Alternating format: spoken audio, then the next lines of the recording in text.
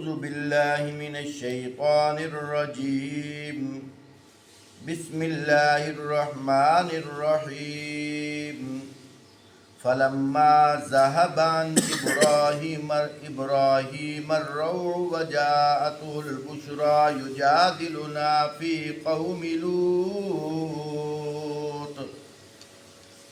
فرمایا پھر جب ابراہیم علیہ السلام کی گھبراہٹ دور ہو گئی اور اولاد کی بشارت سے اس کا دل خوش ہو گیا تو ابراہیم علیہ السلام نے قوم لوط کے معاملہ میں ہم سے جھگڑا شروع کر دیا۔ ان ابراہیم لحلیم اواہ منیب، حقیقت میں ابراہیم علیہ السلام بڑے حلیم اور نرم دل آدمی تھے اور ہر حال میں ہماری طرف رجوع کرنے والے تھے۔ یا ابراہیم اعرض عن ھذا انہ قد جاء امر ربک وانہم آتیہم عذاب غیر مردود۔ آخر کار ہمارے فرشتوں نے ابراہیم علیہ السلام سے کہا، اے ابراہیم اس بات سے باز آ جاؤ، تمہارے رب کا حکم ہو چکا اور اب ان لوگوں پر وہ عذاب آ کر رہے گا جو کسی کے پھیرے نہیں پھر سکتا۔ وَلَمَّا جَاءَتْ رُسُلُنَا لُوطًا سِیءَ بِهِمْ وَضَاقَ بِهِمْ ذَرْعًا وَقَالَ هَٰذَا يَوْمٌ عَصِیبٌ۔ اور جب ہمارے بھیجے ہوئے لوط کے پاس پہنچے تو ان کی آمد سے وہ بہت گھبرائے اور دل تنگ ہو گیا، کہنے لگے کہ آج بڑی مصیبت کا دن ہے۔ وَجَاءَهُ قَوْمُهُ يُهْرَعُونَ إِلَيْهِ وَمِن قَبْلُ كَانُوا يَعْمَلُونَ السَّيِّئَاتِ قَالَ يَا قَوْمِ هَٰؤُلَاءِ بَنَاتِي هُنَّ أَطْهَرُ لَكُمْ فَاتَّقُوا اللَّهَ وَلَا تُخْزُونِ فِي ضَيْفِي أَلَيْسَ مِنكُمْ رَجُلٌ رَشِیدٌ۔ اور ان مہمانوں کا آنا تھا کہ حضرت لوط علیہ السلام کی قوم کے لوگ بے اختیار اس کے گھر کی طرف دوڑ پڑے۔ پہلے سے وہ ایسی ہی بدکاریوں کو پسند کرنے والے تھے۔ لوط علیہ السلام نے ان سے کہا، بھائیو یہ میری بیٹیاں موجود ہیں، یہ تمہارے لیے پاکیزہ تر ہیں، کچھ اللہ کا خوف کرو اور میرے مہمانوں کے معاملہ میں مجھے ذلیل نہ کرو، کیا تم میں کوئی بھلا آدمی نہیں ہے؟ قالوا لقد علمت ما لنا في بناتك من حق وإنك لتعلم ما نريد۔ انہوں نے جواب دیا، تجھے تو معلوم ہے کہ تیری بیٹیوں میں ہمارا کوئی حصہ نہیں ہے اور تو یہ بھی جانتا ہے کہ ہم کیا چاہتے ہیں۔ قال لو ان لی بکم قوة او آوی الى رکن شدید۔ لوط علیہ السلام نے کہا، کاش کہ میرے پاس اتنی طاقت ہوتی کہ میں تمہیں سیدھا کر دیتا یا کسی صاحب قوت یعنی حکمران وغیرہ کا تعاون حاصل ہوتا۔ قالوا یا لوط انا رسل ربک لن يصلوا إليك فأسر بأهلك بقطع من الليل ولا يلتفت منكم أحد إلا امرأتك إنه مصيبها ما أصابهم إن موعدهم الصبح أليس الصبح بقريب۔ تب فرشتوں نے ان سے کہا، اے لوط ہم تیرے رب کے بھیجے ہوئے فرشتے ہیں، یہ لوگ تیرا کچھ نہ بگاڑ سکیں گے، بس تو کچھ رات میں اپنے اہل و عیال کو لے کر نکل جاؤ اور دیکھو تم میں سے کوئی شخص پیچھے پلٹ کر نہ دیکھے مگر تیری بیوی ساتھ نہیں جائے گی، کیونکہ اس پر بھی وہی کچھ گزرنے والا ہے جو ان لوگوں پر گزرنا ہے۔ ان کو تباہی کے لیے صبح کا وقت مقرر ہے، صبح ہونے میں اب دیر ہی کتنی ہے۔ فَلَمَّا جَاءَ أَمْرُنَا جَعَلْنَا عَالِيَهَا سافلها وامطرنا عليها حجارة من سجيل منضود۔ پھر جب ہمارے فیصلہ کا وقت آ پہنچا تو ہم نے اس بستی کو اوپر نیچے کر دیا، اس پر پکی ہوئی مٹی پتھر تابڑ توڑ برسائے۔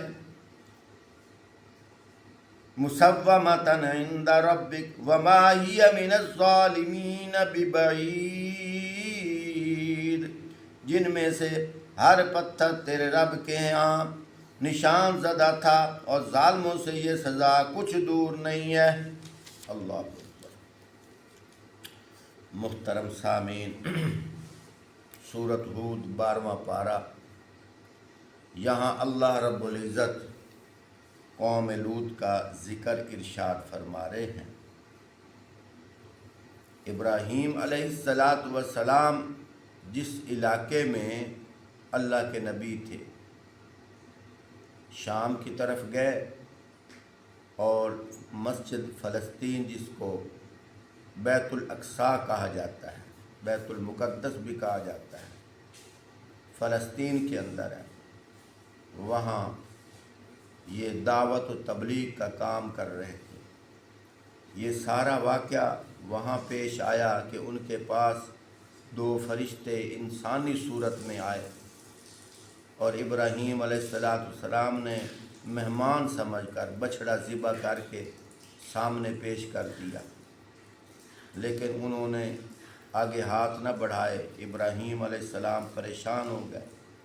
اللہ پاک خود قرآن پاک کے اندر ارشاد فرماتے ہیں، جب ابراہیم علیہ السلام گھبرائے، ان فرشتوں نے کہا قولوا لا تخف انا ارسلنا الی قوم لوط، اے ابراہیم گھبراؤ نہیں، کیونکہ اس زمانے میں اس علاقے میں یہ رواج تھا، اگر کسی کو کوئی نقصان دینا ہوتا تو ان کے گھر سے کھاتے نہیں۔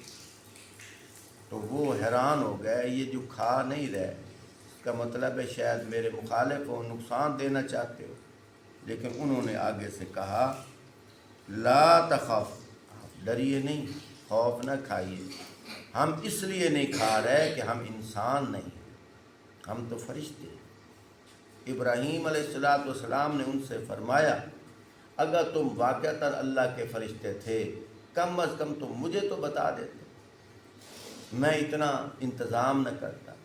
آگے سے فرشتوں نے کہا اے اللہ کے نبی، اگر ہمیں پتہ ہوتا تم اندر کیا کر رہے ہو تو ہم آپ کو بتاتے۔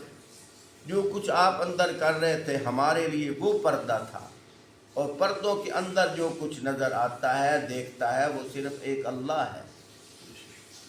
جو کچھ اندر آپ کر رہے تھے ہمیں نہیں پتہ تھا، اور جو کچھ ہم تھے وہ آپ کو پتہ نہیں تھا۔ پھر آگے انہوں نے فرمایا کہ ہم آپ کو اولاد کی خوشخبری دیتے ہیں، وہ خوشخبری دی۔ پھر آگے سے انہوں نے کہا ہم تو قوم لوط کی طرف بھیجے گئے ہیں، ان کے لیے اللہ کا عذاب ہے۔ ابراہیم علیہ السلام کے متعلق آپ نے سنا کہ ابراہیم علیہ السلام جھگڑا کرنے لگے، یجادلنا فی قوم لوط، ہمارے ساتھ جھگڑا کرنے لگے قوم لوط کے بارے میں۔ جھگڑے سے یہ مراد نہیں، نعوذ باللہ، کہ اللہ کے نبی نے کہا میں ایسے نہیں ہونے دوں گا، نہیں، جھگڑے سے مراد یہ ہے انہوں نے اپنی رائے پیش کی۔ کیوں؟ آگے اللہ پاک نے ان کی صفات خود ارشاد فرمائی ہیں۔ انہوں نے جو آگے سے رائے پیش کی تھی وہ اس لیے اپنی رائے پیش کی تھی کہ ان ابراہیم لحلیم اواہ منیب، کہ بڑے شفیق اور بردبار رحم دل تھے، کسی کو تکلیف جو ہے ہوتے ہوئے دیکھنا برداشت نہیں کرتے تھے۔ وہ یہ سوچ رہے تھے کہ شاید کہ میرے کہنے سے یہ رک جائے، لیکن انہوں نے آگے سے کیا کہا، یا ابراہیم اعرض عن ھذا، اے ابراہیم آپ باز آ جائیے اس بات سے۔ کیوں؟ اس لیے فرمایا انہو قد جاء امر ربک، تحقیق وہ تیرے رب کی طرف سے جو امر آ گیا ہے وہ امر آ کے رہے گا۔ یہاں ایک بات قابل غور ہے، اب یہاں نبی کا کیا ارادہ ہے کہ یہ ادھر عذاب لے کر نہ جائیں، ٹھیک ہے، نبی کہہ رہا ہے ادھر عذاب لے کر نہ، اور لفظوں میں قرآن کہہ رہا ہے، لیکن آگے سے کیا کہا؟ اللہ کے فرشتوں نے کہا یا ابراہیم اعرض عن ھذا، اے ابراہیم آپ اس طرح نہ کیجئے،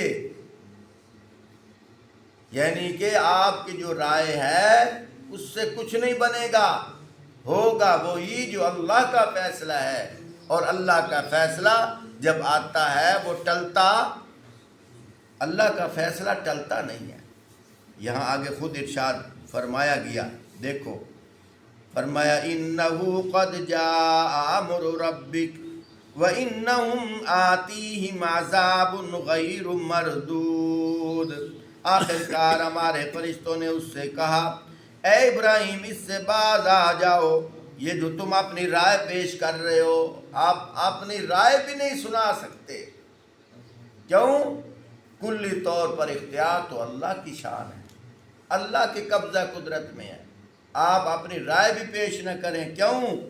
اس لیے کہ تمہارے رب کا حکم ہو چکا، اور اب ان لوگوں پر وہ عذاب آ کر رہے گا جو کسی کے پھیرے نہیں پھرتا، یعنی آپ اپنی رائے بھی پیش کر رہے ہیں پھر بھی وہ عذاب اب آئے گا، ٹلے گا نہیں۔ کم از کم یہ لوگ غور تو کریں جو کہتے ہیں نبی مختار کل ہے، کیا حضرت ابراہیم نبی نہیں تھے؟ قرآن صاف لفظوں میں کہہ رہا ہے نبی بھی تھے، اور پھر ان کو کیا کیا؟ منع بھی کیا، منع کر رہے ہیں، لیکن آگے سے فرشتے ان کو کہہ رہے ہیں کہ اب یہ بات نہ کہنا، میں ترجمانی کرتے ہوئے کہہ رہا ہوں، ٹھیک ہو تم اللہ کے نبی بھی ہو، لیکن اس کے باوجود اب یہ بات یا ابراہیم اعرض عن ھذا، اب اعراض کر لیجئے۔ صاف لفظوں میں اللہ قرآن میں کہہ رہے ہیں کہ اے ابراہیم اس سے باز آ جاؤ، اب یہ بات دوبارہ نہ کہنا، کیوں؟ جو اللہ کا عذاب آتا ہے کسی کے ٹالے وہ عذاب نہیں ٹلتا، اللہ صاف لفظوں میں فرما رہے ہیں۔ پھر آگے اللہ پاک کیا فرماتے ہیں؟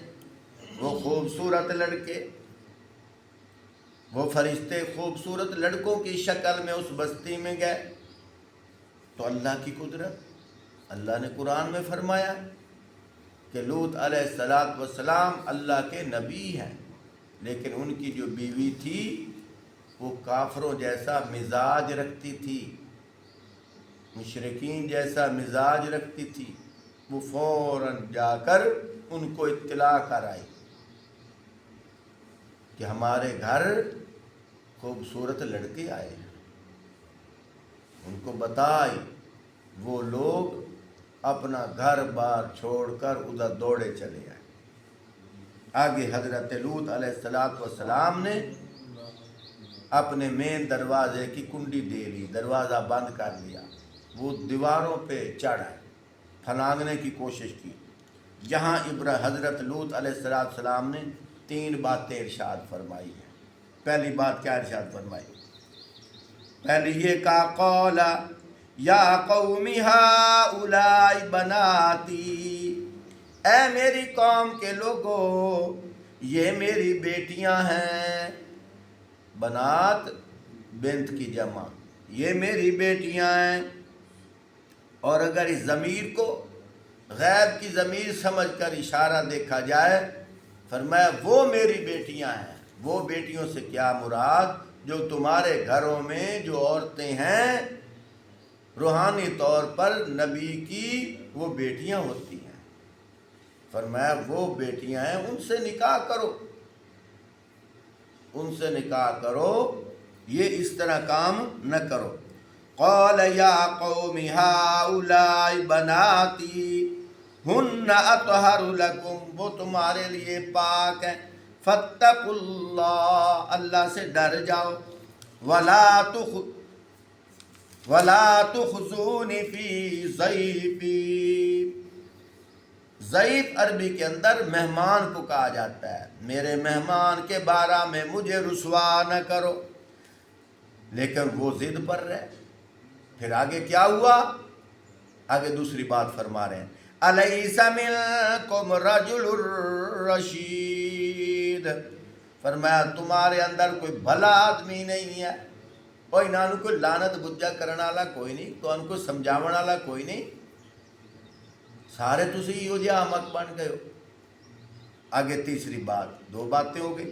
آگے قالوا لقد علمت ما لنا في بناتك من حق وإنك لتعلم ما نريد، انہوں نے جواب دیا کہ تجھے معلوم ہی ہے کہ تیری بیٹیوں میں ہمارا کوئی حصہ نہیں ہے، اور تو یہ بھی جانتا ہے کہ ہم کیا چاہتے ہیں۔ لوط علیہ السلام تیسری بات فرما رہے ہیں، قال لو ان لی بکم قوة او آوی الى رکن شدید، لوط علیہ السلام نے فرمایا کاش کہ میرے پاس اتنی طاقت ہوتی۔ اللہ اکبر، یا خود اندازہ لگاؤ، اللہ کا نبی اپنی عاجزی انکساری پیش کر رہا ہے کہ کاش کہ میرے پاس اتنی طاقت ہوتی، یہ تم جتھا بن کے جو آئے ہو میں تمہیں روک لیتا۔ پھر آگے کیا فرمایا؟ لوط علیہ السلام نے کہا کاش کہ میرے پاس اتنی طاقت ہوتی کہ تمہیں سیدھا کر دیتا، یا کسی صاحب قوت یعنی حکمران وغیرہ کا تعاون حاصل ہوتا۔ اسباب کی دنیا میں کسی حکمران کا میرے پاس کوئی تعاون ہوتا، لیکن جب یہ دیکھا کہ لوط علیہ السلام اب گھبرا رہے ہیں، اس وقت وہ خوبصورت لڑکے بول کر آگے ان کو حضرت لوط علیہ السلام کو کہہ رہے ہیں، کیا کہہ رہے ہیں؟ قالوا یا لوط انا رسل ربک لن یصلوا الیک فاسر باہلک بقطع من اللیل ولا یلتفت منکم احد الا امرأتک، تب فرشتوں نے کہا اے لوط ہم تیرے رب کے بھیجے ہوئے فرشتے ہیں، یہ لوگ تیرا کچھ نہیں بگاڑ سکتے۔ یہاں بھی دیکھو لوط علیہ السلام کو نہیں پتہ چلا یہ جو لڑکے آئے ہوئے ہیں یہ انسان ہیں یا فرشتے ہیں، اس لیے تو گھبرا رہے تھے، لیکن جب انہوں نے یہ بتا دیا کہ ہم تو فرشتے ہیں، ان کی گھبراہٹ ختم ہو گئی۔ یہی تو ہم کہتے ہیں غیب کا علم کون جانتا ہے؟ صرف اللہ جانتے ہیں۔ پھر آگے سے فرشتوں نے کیا کہا کہ آپ اپنے گھر والوں کو لے کر چلے جائیے، لیکن جو آپ کی جو بیوی ہے وہ عذاب کی لپیٹ میں آنے والی ہے، وہ پیچھے رہ جانے والی ہے۔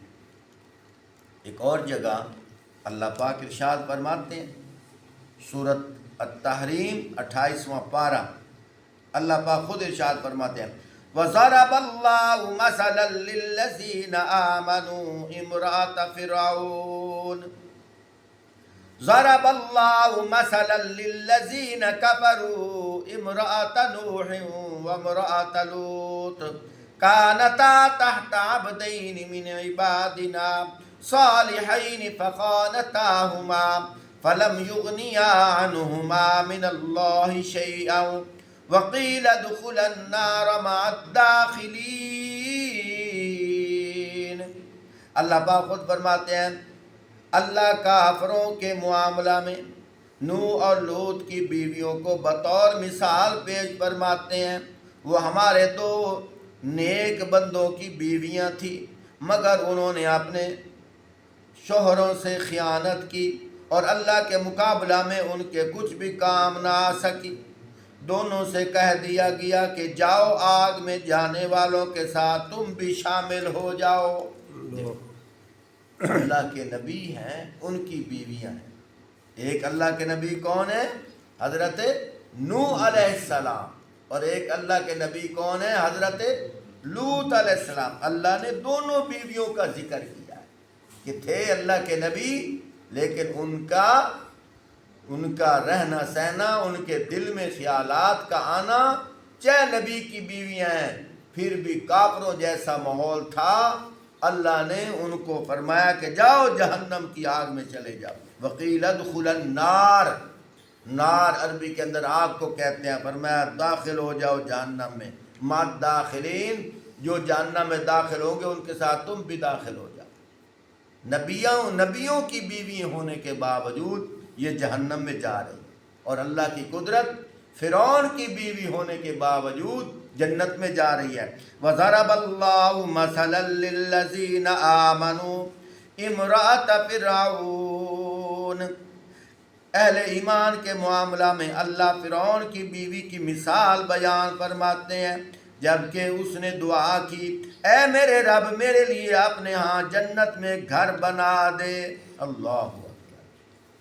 نبیوں کی بیویوں کو اللہ فرما رہے ہیں تم جہنم میں داخل ہو جاؤ، اور فرعون کی بیوی کو اللہ پاک توفیق دے رہے ہیں کہ تو جنت مانگ، اور اللہ پاک نے ان کے لیے دنیا میں پیغام پیش کر دیا کہ ہم نے تیرے لیے جنت بنا دی۔ یہ اللہ پاک کی قدرت ہے۔ خیر، میں بات عرض کر رہا تھا، اللہ پاک نے ان فرشتوں کو فرمایا، فرشتوں تم لوط علیہ السلام کو کہہ دو کہ تم صبح صبح تم یہاں سے چلے جاؤ، لیکن آپ کی جو بیوی ہے وہ پیچھے رہ جانے والوں میں سے ہوگی، لیکن آپ پیچھے مڑ کر نہ دیکھنا۔ وہ اللہ کا عذاب کب آئے گا؟ فرمایا صبح قریب ہے۔